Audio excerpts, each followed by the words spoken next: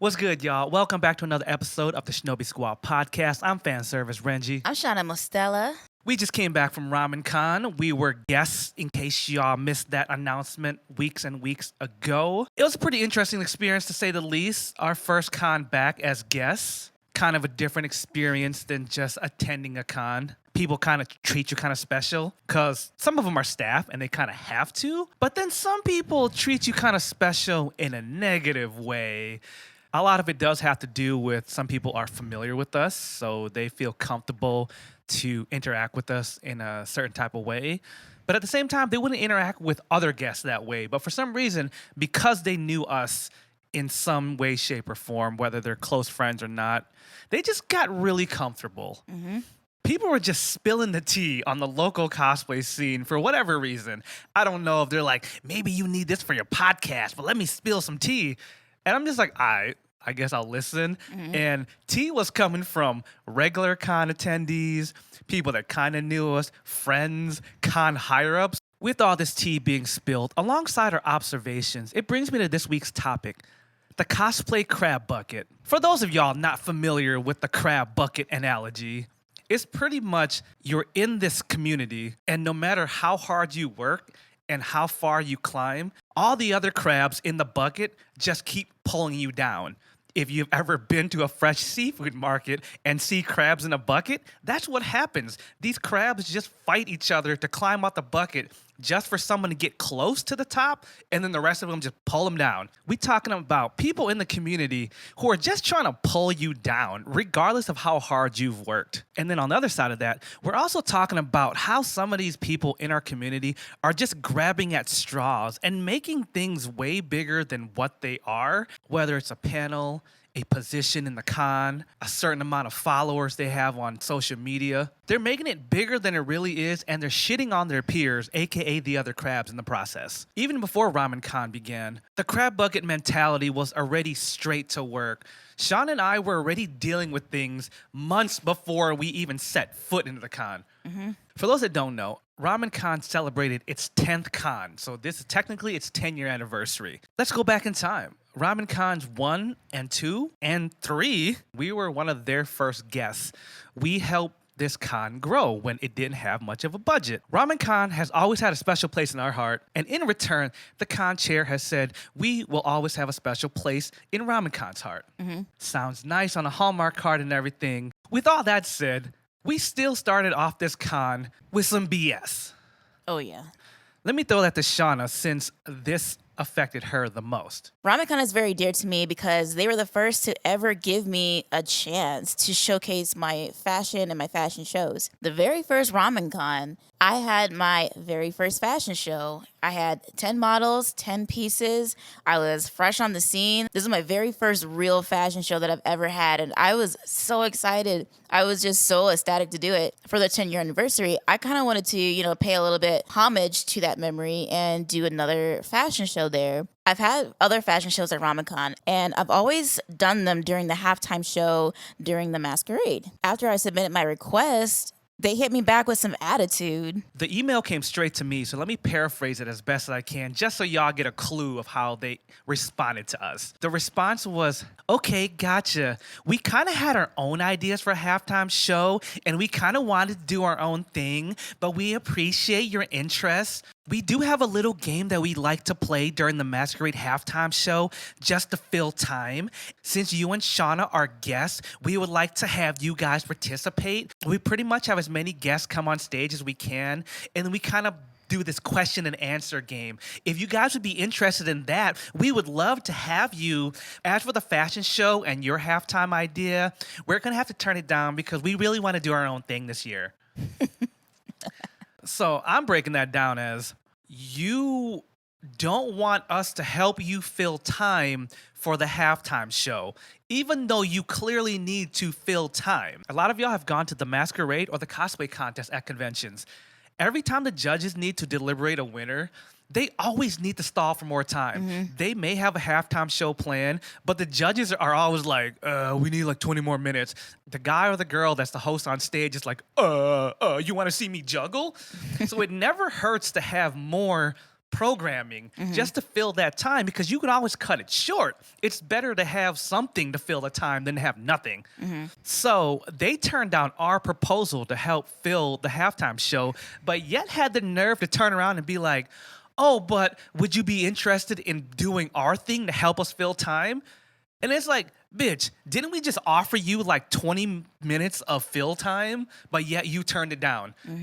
You have the nerve to ask us, who are special guests of the convention. We're not just under the category of cosplay guests. We're in the regular guest category. And y'all still be like, no, but you want to help us out? No, bitch. What were your thoughts when I told you that? Initially, I was disappointed because RamenCon is where I first started my whole fashion show career. Like, that's where I got my very first start. And, I was just trying to give something back to their 10-year anniversary and to, show my thanks and pay tribute to the con. And I kind of just saw it as like, well, if I'm going to be a guest at this convention and you don't want me to do anything that I originally started to do at this convention, then what do you want me to do? So I kind of just felt like, okay, well, they're just going to have me sitting there with my thumb up my butt, just sitting there like, I don't know what to do. It's like, that makes me look bad as a guest because I'm not actually doing anything at the con. I'm just standing there like, it's like, well, that's not on me. That's on you. Yeah. All we were trying to do is just give them more to add to the show. We weren't trying to take it over. Right. We even said we just want to give you guys like 15, 20 minutes of a halftime show just to help fill it. All I needed was 15 minutes. Yeah. We were going to take care of everything. You just had to just announce us and let us on. Or hell, I would have announced us. Right. We didn't want to take over their halftime show. We never even said that. That was still their event. They were still in charge. We just wanted to be a part of it. Right. Obviously, these people weren't at RamenCon back then. They would have known, oh shit, Renji and Shana have been a big part of this con. Yeah. And it's like, y'all gonna shit on some of the OG guests of this con? I wanted to do more than just be at a booth or do a panel. Like, I wanted to do what I do best and showcase my talents and my strengths. I couldn't do that, so I kind of just felt like, I guess we're not doing anything. Especially because it was a 10-year anniversary. Right. We were there years 1, 2, and 3, so you would think year 10 is a special year. You would have us do what we did to pay homage to it. Right. To make things worse, after talking to some of the higher-ups at the con, we kind of get like the inside scoop where the con was willing to accommodate our extra 15 to 20 minutes. The con was like, what if we give you an extra half hour for your panel? That way, it doesn't take away from what you're doing, and Renji and Shana, who are guests, I'm gonna keep slipping that in there, they can do their thing and add to what you're doing. They were still like, no, we want to do what we want to do. And then to spill even more tea on that, the Masquerade staff went as far as saying they want to pick all the cosplay guests. What kind of ego trip shit is that? So you want to pick your friends? We're picking all the cosplay guests. First off, I didn't see your name in the pamphlet. I didn't see the Masquerade staff starring Dumb and Dumber. But yet, you want to tell the convention who the guests are going to be? Why is that? Lost for words for that. In all the years I've been to cons, I've never heard the Masquerade staff demand that they choose the cosplay guests. And then to spill even more tea on that, some of the cosplay guests wanted to be a part of the judging. That makes a little more sense because with all the controversy at conventions, people want to see judges that are reputable. If a cosplay guest is judging it, if they can actually craft, it makes the crowd feel a little better. This person is a judge. I've seen their work. Going back to them wanting to pick the cosplay guests, to me, I think somebody feels threatened and doesn't want to be outshined. Why don't they just run the whole con while they're at it? I'm sure they asked.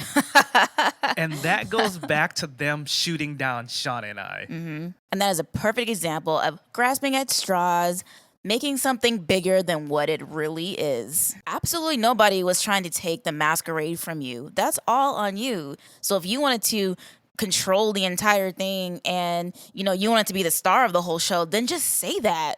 You didn't have to bring other people down or just like shoo them away. Just say that you want to be the star of the entire show, that you just want to be on stage the entire time, and that's going to be what you want to do. In my history at cons, I do see a lot of Masquerade staff getting kind of an ego. The Masquerade is the main show. It's one thing to be proud of what you're doing, this is my event, I'm in charge. But then it's another just to have a big ego and be an asshole about it. You can still make this yours and do the best job you can and still be a decent person to everyone else around you. But the more I heard about this masquerade team, and I don't even care if they're going to be pissed off at me after hearing this podcast, good.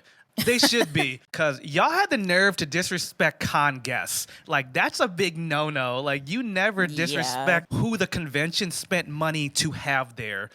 You volunteer to work the convention. They have a budget for a reason. That's what's going to help them promote the event. And for having special guests like that will bring in more people. So by you wanting to choose your own guests, you're taking money out of the convention's pocket. You would have single-handedly sabotaged the whole thing by y'all just having your little friends, you know, little circle jerk crew at the con instead of people that were actually going to be there to help the convention grow. A big factor in how some guests are chosen is how many tickets they could sell. How many tickets did you sell, Masquerade staff?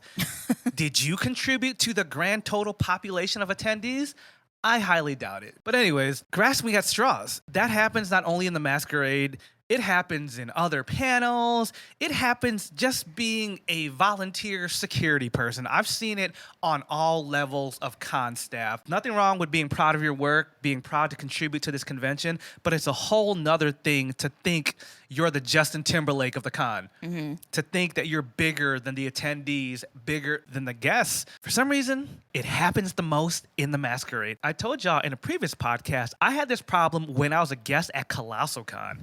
We kind of faced the same situation, except that year I was supposed to perform, but the masquerade staff didn't want me to perform during the halftime show. And then it comes down to it that they needed someone to fill time for 20 minutes while I'm sitting there backstage going, I only have a 20-minute set, let me go. And the bitches that were running the masquerade that year were just like, no, you're going to wait right here because it's not your time to go on. But yet my friend, who was the host for the halftime show, was like, dude, just let Renji go on. I don't have any more material. You want me to go out there and start juggling? Right. And they're like, I don't care what you do. Just go out there. That was definitely an ego check. Once again, I was a guest. I'm in the program guide. My face all up in the program guide. But this girl was still, no, this is my masquerade, and you're going to do what I tell you to. You are a volunteer. And needless to say, this bitch don't exist in the con scene anymore. So there's that. That attitude really took you far. I should be petty and put your name on blast too, but I'm sure if people do enough research, they can figure out who the masquerade staff was. During the year, I was a guest at ClassiCon, so figure that shit out. It's your homework, guys. Internet sleuths, skedaddle. One more quick story before I forget. There's a panel that has a Deadpool cosplayer. I'm not going to put the panel name out there. He thought his panel was the shit. He thought he was the Deadpool of his region. He learned about my boy, D. Pitty. For those who don't know, D. Pitty is a very big cosplay YouTuber, millions of followers. I'm sure you've seen one of his videos or seen a clip because his videos have been clipped and stolen and reposted so many times. His main thing is he dresses up as Deadpool and he just goes around conventions and messes with people, but in a good, fun way. He's not like punching people in the dick. He has cute, fun videos. He started blowing up really quick, and apparently the people doing the Deadpool panel never heard of him, and they actually had the nerve to be like, this D. Pitty guy's copying us. This guy that has no idea who you are, D. Pitty, who has millions of followers and subscribers, is copying you, random Deadpool from the middle of nowhere Midwest. Oops, did I say the Midwest and give him away? Anyways, that's the shit I'm talking about. Bro, you have a panel at maybe 1 or 2 cons in your local area. Be proud of having a popular panel, but don't be sitting there thinking you the king of Deadpool panels and shitting on everyone else, especially people who are actually bigger than you that you don't even know. This dude just started bitching so hard about D. Pitty copying his shit, even though D. Pitty doesn't do panels like that. D. Pitty shows up at cons, shoots videos, calls it a day. That's it. If he was copying you, then he would not be successful. So keep that in mind. Right? I didn't think I was going to throw this much shade this early, but here we are. You just let it all hang out. Just throwing the whole forest. All right, moving forward, y'all can take your sunglasses off. This podcast has gotten nice and shady. Let's shine a little more light on some more bullshit. For RamenCon, part of my guesting duties was to host and MC the rave on Saturday night. If y'all been following my con career throughout the years, y'all know I've been on stage at plenty of raves. I was actually one of the people that started bringing go-go's and dancers on stage at raves because that was one of the things I used to pitch to conventions. I used to dance myself. For those that don't remember, I've transitioned to emceeing and hosting plenty of raves as well. Y'all also know I've thrown a lot of parties in my days, so this party, being on stage, being the host is nothing new to me. I've been doing this for so long, it's like second nature. A go-go dancer that has danced at a few of the events we've been at kind of walks over and spills a little tea, even though I never asked for it. Hey Renji, so I see that you're hosting the rave this year. Did you know that one of the higher-ups at another local con actually requested you to be the host of their rave? Unfortunately, it got shot down real quick. Okay, tell me more. This person's a real close friend of mine, and they really wanted you to host their rave. They were pushing for you so hard. So why'd they turn me down then? The go-go dancer tells me, my friend didn't want to tell me exactly who turned you down, but my thoughts are the person that's running the rave shot you down. And this is somebody you know. This is someone that's worked for you. This is someone that you've given so many opportunities to. I'm sure you could figure it out by now. This person probably shot you down because they want to host the rave themselves. I was like, say less. I already know who you're talking about. Took 2 seconds to figure that out. Unfortunately, that didn't surprise me much. It goes back to what we were saying about grasping at straws and this crab bucket mentality. This person obviously didn't want me to steal their thunder and supersede them and get out this crab bucket. So when they had a chance to pull me back down, that's exactly what they did. Even though their higher-ups was like, we want Renji to host your rave. He shot it down. According to this go-go dancer, it's because he's been trying to come up himself. He signed up to organize the rave. He never said anything about being the host, being the star himself. His job is just to put this event together, get the DJs, get the dancers, and that's it. His job's not to be the star on stage. No, bro, you're in charge of setting up this event. You're not the talent. And I'm just like, damn, no loyalty at all. Again, not a surprise. Most people you help out in life will never return that favor. I've given this person so many opportunities. I've paid this person real money. When I threw parties, I cut them checks. I never made them do anything for free. When my events had a budget to pay them, I would let them know. I can pay you this much to DJ my event. I can pay you this much to help me out. If I didn't have a budget, I would also tell them, this event has no budget, I can't pay you. This person would still volunteer because they wanted the exposure. They just wanted the resume point. I'm like, all right, if you want to do it, I'm not going to stop you from helping me. Right. But at the very least, I always buy people dinner. I help them out. I return the favor. If they have something they need me to do, I help them out. That's why I gave them opportunities. When I would perform, I'd be like, yo, I've got this opportunity. So if you want to be a part of this show, you can come on down. Stuff like this is nothing new to Shana and I. We've given so many people opportunities and helped out so many people just to see nothing back in return. Sadly, we just shrug it off and be like, well, let's cross this person off the list. But why I'm even taking moments to talk about this person is to set an example, just so y'all can learn from our mistakes and recognize these people in your life. Also, why I'm talking about this person is because at Anime Magic, they was all up on my dick as soon as they heard I was throwing that party in Labor Day. He saw an opportunity to be like, oh, gimme, Renji, gimme. Talked up a good game, saying how he was going to be at my event, how he's got me, how he was happy to see me back in the game. And fun fact, did he show up, Shana? Absolutely not. Were his boys there? Nope. They had somewhere else to be. They had somewhere else to be last minute. All of a sudden. All of a sudden, even though those people knew exactly when the party was, what time, and still had the audacity to do something else that day and put it all over social media where we could see it, even though we even said to them, like, hey, didn't you forget? Like, we're doing this party on this day when you're trying to do something else. And they're like, oh, my bad. But, still come by my thing. I'm like, wow.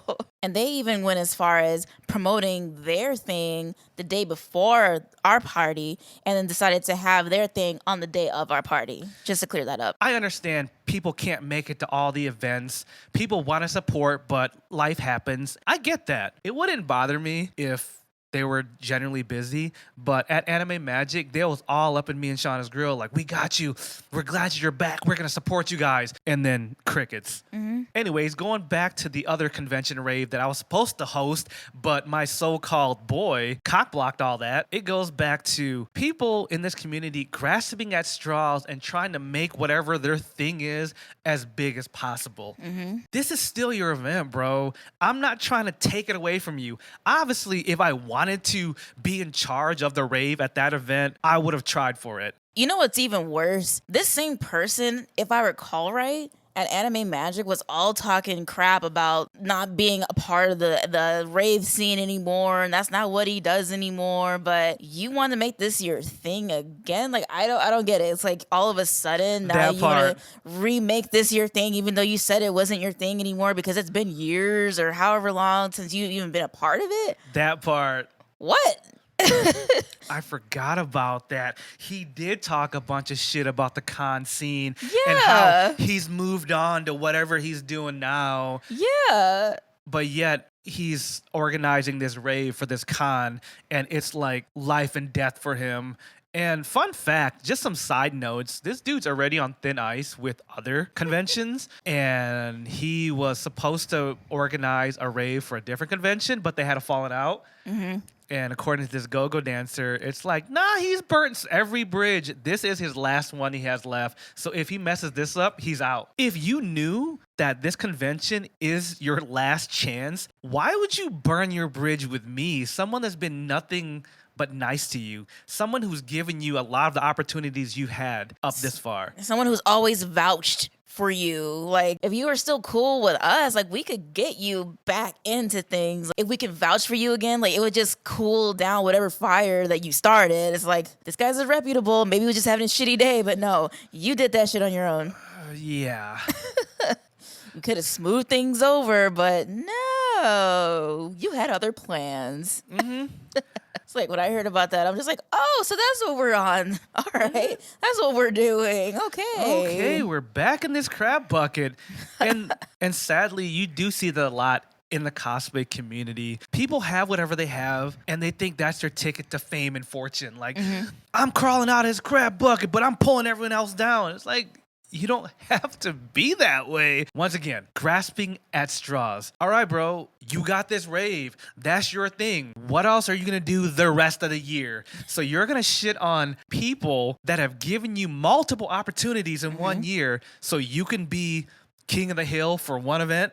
That's it? You want to sell propane and propane accessories for one weekend? And I've seen that time and time again where it's always at one event where it's like you want to hog everything and just burn all the bridges for this one thing. But you don't realize like the bridges you burn during that time are the same bridges you would have needed any other time of the year. But you want to burn those bridges for this one event so you can have your time to shine for whatever reason. But then like crickets the rest of the year. Like you don't have anything else going on. Like you just look forward to this one thing that you do and you just want to shit on everybody else.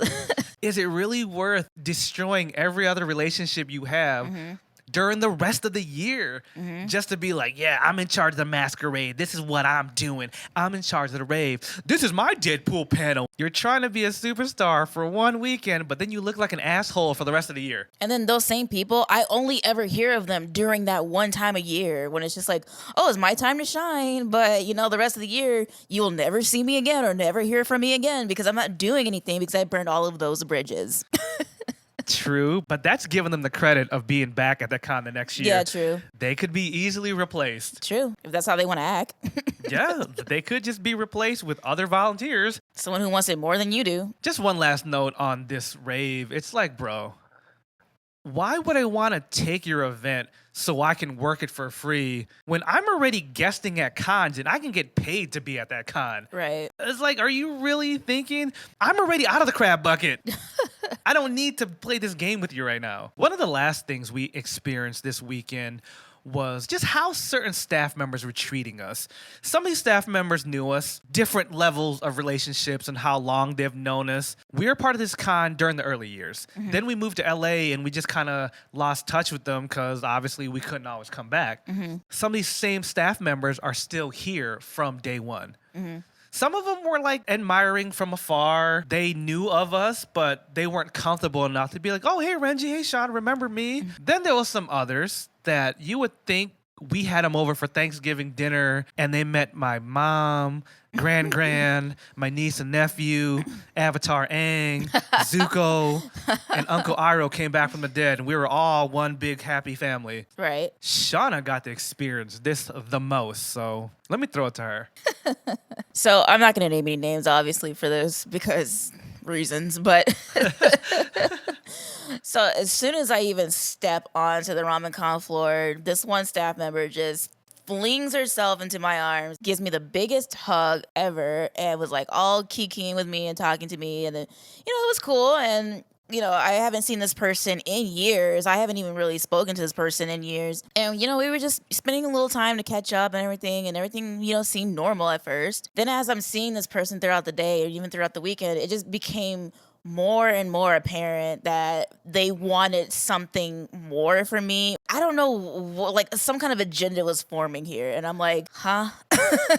Come again? What? Okay, before you go on, what's your actual relationship with this person? How close are you as friends, and how long have you known them, and do you actually interact with them? I've known of this person for a really long time. Like, they were a part of, the Midwest anime con scene, throughout the years. Like I said, I haven't seen this person in years, and I haven't spoken to this person like ever. More like con acquaintances, right? Yeah. Just people you see, but you wouldn't say you're actually like friends. Like a familiar face, like someone you always see when you go to certain conventions or in, certain areas. You always see this one person, of course. That was pretty much who this person was to me. Like, I've seen them, I know of them, but I don't know them like that. Like, I wouldn't even really call as friends like that. It's just one of those things when you see a familiar face for so long, it's like you think you know that person or whatever, whatnot. Personally, I never go up to those people and be like, yeah, you're my bro, you're my sis, you're my this and that. It's like, I'm not really that friendly to begin with, but to go that extra mile for someone that you haven't even really talked to, you kind of think of them as like, what's going on here? So this person gradually became more and more clingy throughout the weekend. And at first it seemed innocent enough, but it just kind of made me uncomfortable at some point because I don't understand why people do that. It's like, why do you cling on to someone you barely know? She just became more and more clingy throughout the weekend. And there was an incident, I guess, where there was a couple of con goers, people that weren't cosplaying or anything, but they had a badge. They were sitting in the common area, and I guess this staff member had overheard these two con goers just talking amongst themselves as I was walking through the area, talking about just really raunchy stuff and just saying how, they wanted to do certain things to me and, how sexy I was and just being very derogatory and using derogatory terms and shit like that. They was pretty much just catcalling you then. Amongst themselves. Like, I didn't hear it. I didn't even see anybody that looked suspicious or may have been out of place. So you didn't hear it. You were told this is what told, they said. Yes. But then again, you're used to being catcalled. One of Shauna's most classic, memorable catcalls was when she was cosplaying Rachel from Ninja Gaiden, and she walked past this guy, and he was like, "God bless America," as he was looking at her booty. But Shana heard that. In your situation right now, she told you they were saying this, but you didn't actually hear it? No, I didn't hear anything. Okay, go on. How this came about is because when I was wearing my Sephiroth cosplay, I had my cleavage out, like all the way out, to the point where, you would notice it from across the room or wherever you are. But that's how I tend to wear a lot of my cosplays. That's just how it is. That's how it was my very first cosplay when I did Rachel from Ninja Gaiden. Like, it's been me this whole time. Every single time I cosplay something, you always see cleavage or booty or something. That's just me. So this staff member pulls me aside before she even tells me about these guys catcalling me or whatever. She tells me, well, you should wear a bra that's more covering. Like, you should really put those away. Like, just saying these things to me. And I'm like, why? But she kept pressing it. Like, it was an issue. Like, she had a problem with it or somebody had a problem with it. And she was just like trying to do the right thing. She was talking to me like she was doing me a favor and looking out for my safety because my cleavage was like just too much for her, just too much in general. And she kept bringing that up. At some point, after I'm being like polite about it, I'm like, you know what? It's whatever. But at some point, I'm just like, it's who I am. This is the look I'm going for. This is what I always do. This is what I always look like. When I'm at a con, you're going to see some boobies. You're going to see some booty. So that's just the kind of cosplayer that I am. That's always been me. And I tell her that. I'm like, so what is your real issue about this? Because you keep bringing it up. You keep pressing the issue like somebody has a big issue with me. She pulls me aside, like away from everybody, and goes, well, so the other day, when you're walking through these two congoers, they weren't in cosplay or anything like that. They're saying really sexual things about you and what they wanted to do to you. And, I'm just trying to look out for you. I get that. And that's okay. Like, I didn't see anything. I didn't hear anything or whatever. But if that really was a situation, I'm used to that. Of course, if I'm going to walk out the house looking like how I did and how I always do, I know people are going to talk. I know people are going to say something. But I carry myself well. It's not like I had my nipples showing or anything like that. I carry myself to a certain way where I know I'm okay. I'm going to be okay. Like, people talk and say what they want to say, but it's not that big of a deal to me. And Shana was like, bitch, I know I'm hot. Yeah. To Shana's defense on that, okay, so let me describe Shana's Sephiroth outfit. She had on Sephiroth's shoulder pads, Sephiroth's jacket. She wasn't wearing, like, pants per se, but she was still covered on the bottom, and she had stockings on. Her whole upper body was covered except for like the bra, and she had cleavage out. Mm-hmm. Shana wasn't any more revealing than someone wearing like a bunny suit. Actually, Shana was more covered up than a girl wearing like a bunny outfit. It's just like someone wearing a corset and like the top of their boobs are showing. Mm-hmm. But that was it. Like, Shana wasn't wearing a jacket that went down past her knees. I was wearing a corset, actually. You couldn't see her butt or anything. So all you saw was just top of her cleavage, but it's no more than what someone wearing a bunny suit would be wearing. It's just Shana has bigger boobs, so of course it looks like there's more going on there. In cosplay revealing standards, Shana was pretty covered up. Like, we've all seen the girls that are on the floor with panties and a bra and their stomachs showing and their asses showing, their cheeks. There's been a lot more revealing people at cons. This person took it upon themselves to be Shana's personal security, and that kind of offended me. Like, what, you don't think Shana can handle herself? Mm-hmm. She's been to more cons dressed the way she wants to dress than you have. Mm-hmm. And then it comes back to me, I'm like, Shana's been with me this whole time. You don't think between her and I, we can handle a couple cat collars? Right. Like, seriously? Also, we're guests of this con, and other staff members, including security, are keeping an eye on us, and they were telling us, like, yo, we got you guys, all right? Like, we're always watching, so you guys feel safe, including a dude that's like this big 6 foot, 300-pound dude that can snap someone in half. Mm-hmm. He told me on Friday, as soon as he saw me, he's like, man, Renji, I saw you on the programming guide. It's so glad to have you back. He's like, you guys are safe with me. Mm-hmm. Between Big Man and the other staff member, who's an actual sheriff on top of that, we were good. And the biggest thing I didn't appreciate about this staff member was when she went over to you and was like, oh, never let Shana leave the house looking like that ever again. I was like, excuse me? Excuse me? Last time I seen you, Hunty, your mother was telling you not to be all fasty fast with the other staff members because she caught you doing something that you weren't supposed to be doing while you were volunteering at a different convention. So, and I'm wondering, like, what would give you the audacity to say those things? And I would catch this person slipping in things like, as she's talking about my cleavage, she's all like, well, I could have worn this outfit and I should have worn this outfit. And it's like, so it's not about me. It's about you, how you're not wearing what you wanted to wear. You're not as sexy as you want to be right now. So you're trying to bring me down and trying to scare me off and try to tell me that I don't know what I'm doing, when it's really you who isn't comfortable being here wearing what you're wearing right now, because she wasn't wearing anything revealing at the time. Like, she was just wearing a t-shirt. So I'm like, it makes sense. You're talking shit about me because you feel like shit about yourself. Why do people do that? Going back to what our opening statement is, crab bucket mentality. One crab is climbing up a little higher, the other crab pulls them down. Mm-hmm. And to your point of the outfits, she told me the exact same thing about how she had a whole wardrobe Yeah. of hoish shit she wanted to wear for photo shoots Yeah. with a certain photographer that she couldn't wait to get off her shift and put this hoe shit on. By hoe shit, I don't mean any disrespect. I just mean some really sexy, revealing outfits. Keep in mind, I'm in the hip hop culture, so Those things are just canon. please excuse my vocabulary when I say hoe shit. It's just sexy outfits. Sorry, y'all. Hoe power. You have to throw that in there. So it makes sense as to why somebody would feel that way towards you, or why are you still laughing? I'm sorry. You're having a great old time over there by yourself. No, because that whole power came from you. Oh, yeah. You said that at the end of another podcast.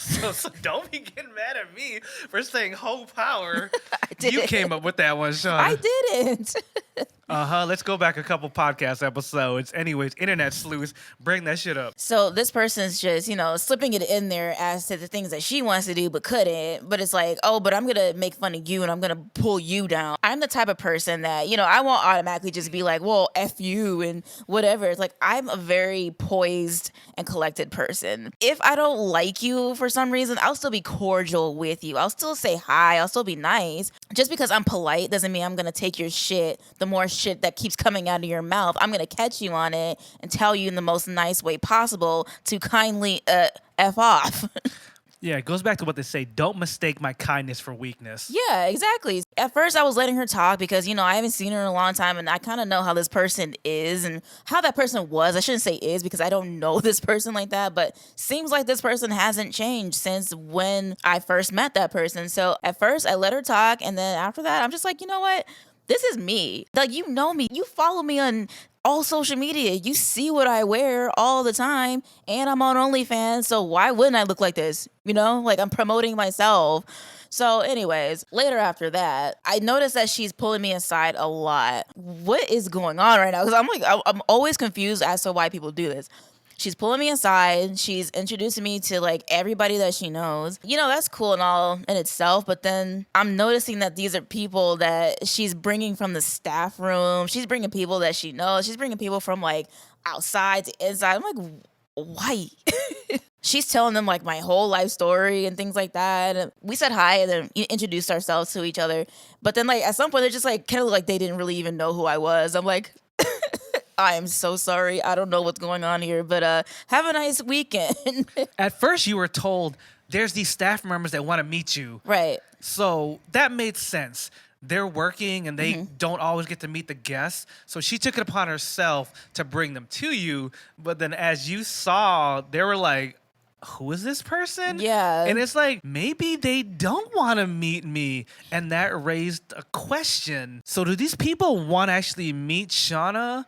Or is this person name dropping to be like, oh, Shana Mostella, she's a special guest of this convention. I know her. Let me introduce you to her. Because she had pulled me aside at some point trying to tell me she tried to pitch the idea of being guest relations for this convention since they didn't have a guest relations department. So you just want to get close to the guests so you can feel special. Then as what she was doing with Shana, at first, I was like, oh, that's cool. People want to meet Shana. But then as Shana just explained some of the responses, I'm like, nah, you going out of your way to be like, I know Shana, and bring them to you. Yeah. But yet, fan service Renji ain't shit. She didn't bring no one to come meet me. She didn't even acknowledge you at first. She didn't even acknowledge me at all. She didn't even care for my safety. She didn't know people was saying shit to me on the sideline, especially when I was Draken from Tokyo Revengers and some underage girls was all up in my ear like, I love you, Draken. I was like, you better go find your mother. Do some homework tomorrow. No concern over fan service Renji, but she was all over Shana, but it was because there was personal gain behind it. There was even a moment where a group of cosplayers had pulled Shana aside because they were all cosplaying Final Fantasy. They were so in love with Shana. And Shana was just making friends and just hanging out with them for like 10, 15 minutes. This staff member was waiting on Shana for whatever reason. She had the nerve to turn to me and whoever I was talking to. It was like, I remember back in the day when all the fangirls were all over Renji and waiting to talk to him, and I was on the sideline talking to Shana. It sure is funny that Shana's getting all the attention now, and I'm just on the sideline talking to you now. Whoa, first off, bitch. Tall balls. You ain't trying to talk to me like I'm some washed up celebrity on Dancing with the Stars. I never even claimed to be any kind of celebrity like that. So don't even put me in that box. I'm just here hustling, doing my thing, all right? Just like I was back then. But she had the tall balls to be like, oh, you washed up and Shauna's the shit now. That is so disrespectful. It was. It's so disrespectful to be that comfortable to say that shit to me. But also my random new friend I was talking to, she didn't even know who this dude was. And she was just running off at the mouth. And I was like, whoa, all right, I ain't trying to be on no high horse, no I'm famous kind of shit. But I'm a special guest of this convention. And you are on some disrespectful shit right now. Like, you getting too comfortable. You don't even know me like that, first off. Right. Like, you and I are not friends. Right. I have not talked to you in years. Yeah. Even on social media. I'm not talking about even in real life. I've not spoken to you online in years. And you have the comfort to talk to me like this in front of all these people. And I'm like, I don't want to pull that I'm the guest card, but you need to check yourself because you are walking on thin ice because you just on some shit right now. Right. But then I hit her with the, why shouldn't Shana get this attention? Like, Shana been doing so much, and I was hyping up Shana. I was like, when's the last time you met a cosplayer that was on the red carpet for the biggest movie in the world? That part. I'm secure in who I am. I ain't hating on Shana's success. I'm happy to see people fangirling over her right now. Not just thirsty dudes, but it's a group of girls admiring Shana right now. So good for her. I don't mind sitting on the sideline. That's what a power couple do, boo-boo. And she was just like, well, Shana need to hurry up because I got some people waiting to meet her. Don't you have a shift to work right now? What are you doing hanging out here for? I didn't even realize she was waiting for me to hurry up. Like, I was just talking to people that wanted my picture and then, being cordial with people. Like, what more do you want from me? What do you want? We're doing our guesting duties. We're here to interact with people that want to meet us. And I try to explain that to her. I'm like, I'm sorry that you want to introduce Shana to your staff friends, but she's doing what she was booked to do. Right. People came here to meet her, so they're meeting her. And it's not like the convention was that big, so I would have seen everybody at the same damn time, should I want to. Everyone took turns throughout the day to, be security or do that, whatever. Like, I would have eventually met everybody at the convention because nobody was going anywhere. So we were all there doing what we do for the convention. And the last thing to wrap up this staff member story is when I was trying to speak to someone, when I was trying to promote myself and, have a conversation with people, I would tell a story or say something that I've been doing, and the staff person would be like, oh yeah, well, I did that. Or just had like a similar story that like a Me Too moment, like, oh yeah, I did that too. The last straw after doing that back and forth, that was like when I was trying to really speak about, doing fashion again, trying to do things that make me happy and da-da-da. I'm like genuinely trying to promote my newest venture. And she inserts herself again, was like, oh yeah, your fashion. Well, I used to do fashion too. And just talking about her fashion, I'm just like, I'm talking to somebody who asked me what I'm doing. Not, like a genuine fan, like someone who has been waiting to meet you. I was trying to speak my piece, and then this person's all just trying to steal my thunder, Yo, it's one thing to talk this amongst the staff members. Right. I mean, it's one thing, but that's still not cool to have your Me Too moment. But it's like, Shana was legit talking to a genuine fan that met her for the first time, and this person was very into her fashion and her cosplay and wanted to know more, but yet here this person is, oh, but if you like Shana, how about me? And this person is like, who the fuck are you? There was another moment when we were just, talking back and forth with each other about, when we were both streaming last year during quarantine. She had raided my channel with her group of friends. One of the people that were in her raid was trying to tell her about me, like this awesome person that he met on Twitch that was playing Resident Evil, and trying to like speak up a good game and like talk about how awesome I was, and like he watched my channel for a while. And she was all like, oh, yeah, but do you remember that I was the one that brought you to her? Remember how I always used to talk about her? Yeah, you're welcome. This person was trying to talk about someone that he met on Twitch that he followed. And she just like took that away from him. It was like, oh, yeah, but remember what I did? You know, I showed you this person. Grasping at straws yet again. Wait. Did she go out of her way to tell you that story at the con? Yeah. Oh my God. Like that's some, hey, remember that one time someone was on your stream that thought you were so cool? Well, remember I brought them to your stream? Like, who does that? Yeah, this person thinks you're so awesome, but it's because I rated your stream with them. Yeah, but you could have rated anyone's stream. It's because I'm awesome that they remembered me. I'm awesome. No thanks to you. Like trying to take away anything that they could from me. Like, oh no, you're not cool. I just, shoved them to you. I threw you a bone real quick. That's what I felt she was trying to do the entire con. I walked away a couple times because it got on my nerves. The times I was with you guys, that's what it felt like, that she was trying to steal your thunder, but at the same time, name drop you, but at the same time, one up you. What are you trying to do? Choose one. Don't do all of them, because there was at times where if it came to someone she may have known, they'll be like, oh my gosh, Shana, I saw you do that. That was so awesome. Then she turned around like, well, I did something similar, but it really wasn't similar. Let me give you our example. Someone would come up to Shana and be like, oh my God, it's so amazing to see a cosplayer from the Midwest make it all the way to LA and be on the red carpet for the biggest movie in the world. This girl would turn around and be like, I'm a cosplayer from the Midwest. Look at me. That's not the same thing. You're a cosplayer from the Midwest. Yes, that's it. That's where your story ends. You did not get recognized and get invited to the biggest movie in the world. You didn't do any of that. You didn't even leave your hometown to do anything bigger. You've never done anything that Shauna's actually done. Every time she would reach to try to find something, but then I just got confused. It's like, I get people who are trying to talk shit and bring you down, but I've never had someone talk shit to one person and then try to stand tall and be like, I'm as good as Shana, but then at the same time be like, oh, Shana's so awesome. I know her. Like, you can't do all these things. Because when it came to like trying to introduce Shana to people, that was like a name dropping moment, and be like, well, if you think Shana's cool, I'm cool too because I'm her friend, even though she really isn't.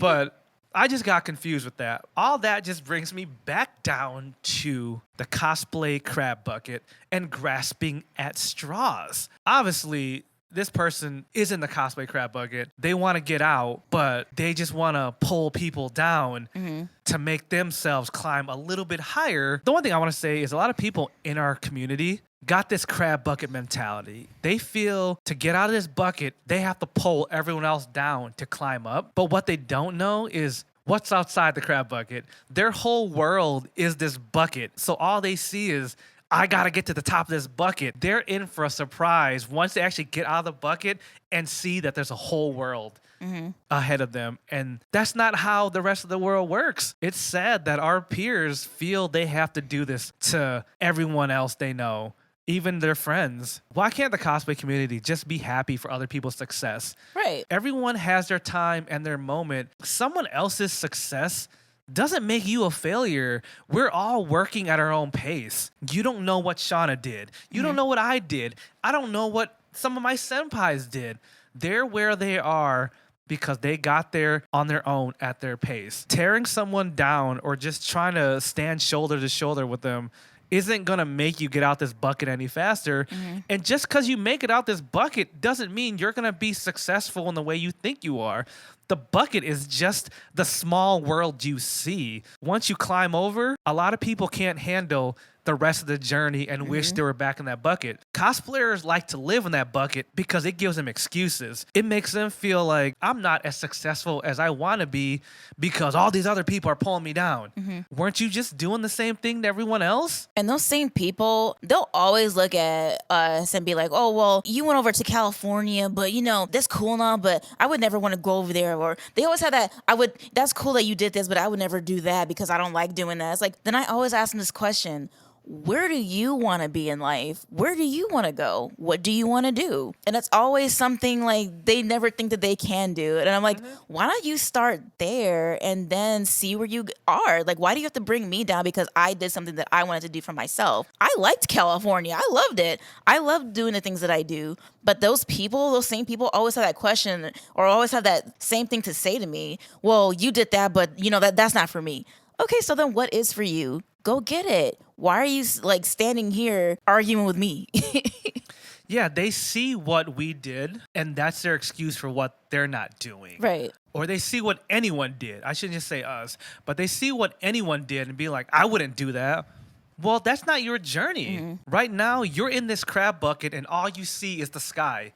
Once you get out that crab bucket, you have to choose a direction. Right. But since they're so stuck in this world of all they see is, I want to be this in the cosplay scene. But there's so much more to success than being on top of the cosplay crab bucket. Congratulations, you're the king of random Midwest Con. Whatever little community you're in, if that's all you set your sights on, that may be where you peak. Some of us see beyond the crab bucket. Some of us crabs are trying to get back to the ocean. There's so much more of this world to explore than being the king of the cosplay crab bucket. As Shana was saying, well, you guys went to LA. That's because our journey, our goals took us there. If you have no desire to do some of those same things, then you don't have to be there. Your goals, your journey will take you somewhere else. Don't use what other people did. Think like there is no bucket. I'm gonna leave y'all with two last examples. Remember in Finding Nemo, that group of fish that was in that fish tank? They was all like, we're gonna get out this fish tank and go to the ocean. They finally made it out that fish tank and they were all just confused. What now? What now? And that's what so many of our cosplay peers are stuck on. So many people just think about life in that fish tank and they think about, oh, we're going to get out, but they don't think about what they want to do after they get out. For those of y'all that have watched Ant-Man, I want to say this. Be like those ants in Ant-Man. Work together to achieve a goal. You can still support other people. You could still work together. And everyone can still be successful. All right, y'all. We get into that time in the podcast where we should probably wrap it up. We've been talking about crabs and Finding Nemo fish, now ants. So, yeah, we should wrap it up. Hope y'all were able to learn something. Any last words, Shana? Whole power. Crab whole power. Or whole crab power. Wow. Bringing it back. Bringing it back after everything you had to say. Whole power. I just want to say, quit treating your peers and your friends like crap. Like, stop treating them like you can bring them down, or stop treating them like they don't know what they're doing. Obviously, if they made it so far in their lives, they know what they're doing. So stop trying to insert yourself if you yourself are not willing to do what they did to get to where they are now. You can't wear their shoes, so why even put them on? Stop trying to be what you're not, and stop trying to tell them what they're not, because obviously they got to where they are without you overbearing and looking over their shoulder telling them what to do. So stop treating everyone in your life like competition. Right. There's enough success for everyone to go around. You actually have a better chance of doing good in your life if you have more people that you can work with. So stop being like my boy that cock blocked me from the rave because he thinks I'm going to ruin his chances of doing better. No, like there's enough success for everyone. We all can climb out of this damn bucket and see the ocean together. But some of y'all are going to get swooped up by some pelicans. So Mart.